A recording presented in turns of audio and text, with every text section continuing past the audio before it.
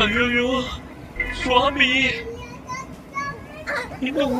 Sound. இன்னொரு சுவாமியா? உங்க 2 பேர்ல யாரு சுவாமி? நான் தான் சுவாம்பி. நான் தான் ஜாம்பி. லே நான் தான்டா சாம்பி. ஏய் கொப்பா மவனே, நான் தான்டா ஜாம்பி. சீச்சி, இதே அவன் எங்க அப்பா பத்தி பேசினாலும் வச்சுக்கேன் அடி கீச்செஞ்சிருப்பான். உண்மையாதான் நீ வேஸ்ட். சீச்சி சீச்சி சீச்சி சீச்சி.